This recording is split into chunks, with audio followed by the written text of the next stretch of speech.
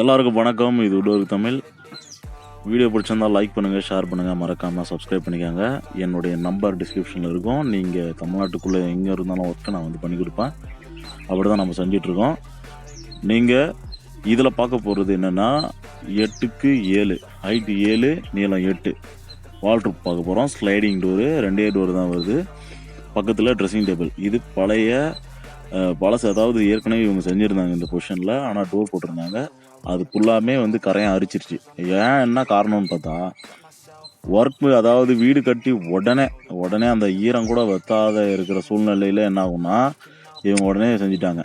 அப்போ செய்யும் போது என்ன ஆகுதுன்னா, ப்ளைவுட் நம்ம ஒட்டி தான் வைக்க போகிறோம். அப்போது பின்னாடி அந்த ஈரம் பூரா இழுத்துக்கும். அது ஃபுல்லாக இழுத்ததுனால அந்த ஈரம் 6 வருஷம் ஆச்சு அவங்க செஞ்சு.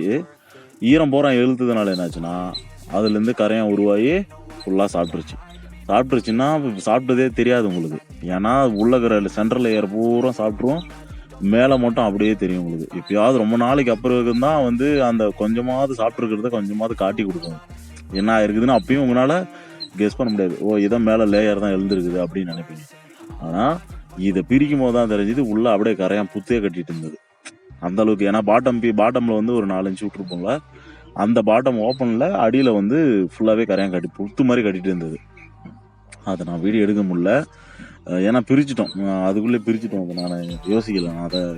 அதை பற்றி சொல்லலாம், இது என்ன பொசிஷனில் இருக்குதுன்னு மற்றவங்களுக்கு இப்போ தெரிஞ்சால் அது பிரயோஜனமாகும்ன்ட்டு நான் எடுக்கலாம்னு நினச்சேன். ஆனால் அந்த சூழ்நிலையில் பிரிக்கும் போது அதை மறந்துட்டேன். அவங்களுக்கு வேணால் அந்த ஃபோட்டோஸ் திரும்ப ஆட் பண்ணுற ட்ரை பண்ணுறேன், பார்க்கலாம். இருந்தால் நான் போட்டு விட்றேன். ஏன்னா உடனே அந்த ஈரம் பூரா இழுத்துருச்சு. இன்னொன்று உள்ளே ஒயிட் மைக் அவங்க பண்ணல, ஃபுல்லாமே பெயிண்ட்டும் பண்ணியிருக்காங்க. பெயிண்ட்டுன்னும் போது கடைசி என்ன ஆகும்னா, அந்த பெயிண்டோடைய ஈரமும் பின்னாடி செவுத்துல இருந்த ஈரமும் ஒன்றா இல்லை, நல்லா மெர்ஜ் ஆகி ஃபுல்லாக கரையான் உருவாயிருச்சு. இதுதான் கம்ப்ளைண்ட்டு. நம்ம பக்காவாக முடிச்சிட்டோம். வீடியோ பிடிச்சிருந்தா லைக் பண்ணுங்கள், ஷேர் பண்ணுங்கள், மறக்காமல் சப்ஸ்கிரைப் பண்ணி வச்சுக்கோங்க. இதில் எவ்வளோ ஷீட் ஆச்சுன்னு பார்த்தீங்கன்னா, ஒரு 5 ஷீட் ஆச்சு. வால்ட்ரூப் மட்டும் ஸ்லைடிங்க்கு எல்லாம் சேர்த்து மொத்தம் 7 ஷீட் ஆச்சு. போர்டு வாங்கிட்டேன் நான். ஸ்லைடிங்க்கு போர்டு வாங்கிட்டேன். நீங்கள் இதெல்லாம் பூராமே வாட்டர் ப்ரூஃப் ஷீட்டு தான். ஒரு ஷீட்டு ஸ்கொயர் ஃபீட் பார்த்தீங்கன்னா 110 ரூபா. வாட்டர் ப்ரூஃப் 90 ரூபா.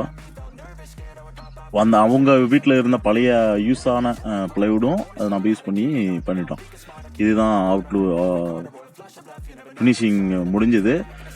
ஏற்கனவே இருந்ததை அப்படியே அதே மெத்தடு அதே மாடலில் நம்ம செஞ்சு கொடுத்துட்டோம். என்னன்னா இதில் இடம் ஸ்பேஸ் அவங்களுக்கு நிறைய ஸ்பேஸ் கிடைக்கும், கம்ஃபர்டபுளாக இருக்கும். ஸ்லைடிங்கு மெயின் ஐட்டம் தான். இன்னொன்று நீங்கள் வீடு கட்டுறீங்கன்னா அதை யோசிங்க.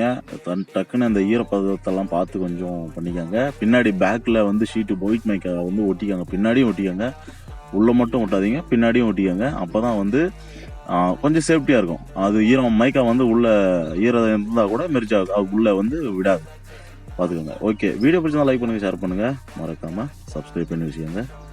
இன்னொரு வீடியோவில் பார்ப்போம். என்னுடைய நம்பர் டிஸ்கிரிப்ஷனில் இருக்குது. நீங்கள் வேலை இருந்தால் கால் பண்ணலாம். பாய்.